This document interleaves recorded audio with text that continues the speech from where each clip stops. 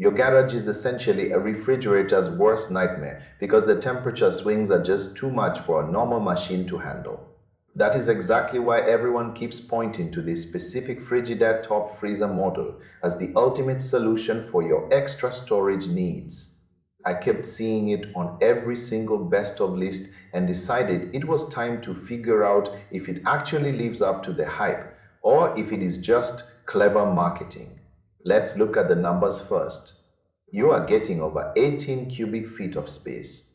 That is split between a decent fresh food section and a freezer on top. It costs around $600.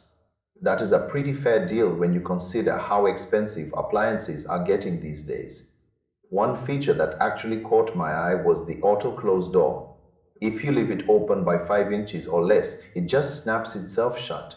That is a huge win for those times you are carrying a huge armload of groceries and cannot quite get a handle on the door. Inside, you have these humidity-controlled crisper drawers that actually use rollers. They do not just slide and scrape along the plastic. They glide. It sounds like a small detail, but it really matters when you are trying to keep your produce from turning into mush. The cooling system is also designed to circulate air more evenly through the entire unit. Most people using this long-term say it really does deliver on that promise. It keeps those annoying warm spots from forming in the corners. But it is not all sunshine and perfect leftovers.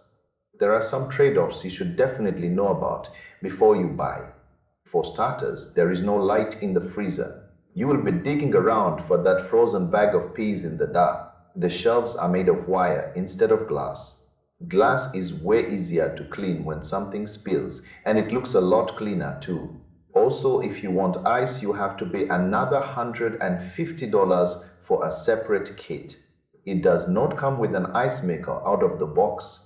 Some users have also mentioned that if you pack the freezer too tight with bulky boxes, you can actually block the vents. That ruins the airflow for the entire unit and makes the fridge section warm up.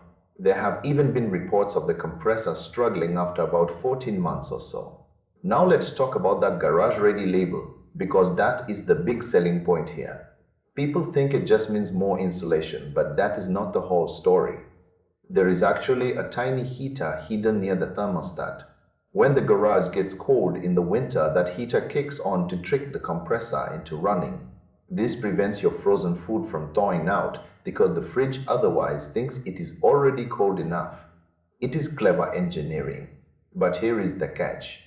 The lower operating limit is 45 degrees. If you live somewhere where the winter is absolutely brutal and your garage drops below freezing, this fridge might still struggle to keep up. It is not a magic box. For most people who just need a reliable spot for holiday leftovers or weekend stock-ups, it makes a lot of sense. It handles the average temperature swings like a champ. Just do not expect it to perform miracles in a sub-zero blizzard. If your garage stays at a reasonable level, this is a solid pick for the money. It earns its reputation by being practical and affordable. Just be aware of the quirks like the dark freezer and wire shelves before you commit. It is a reliable workhorse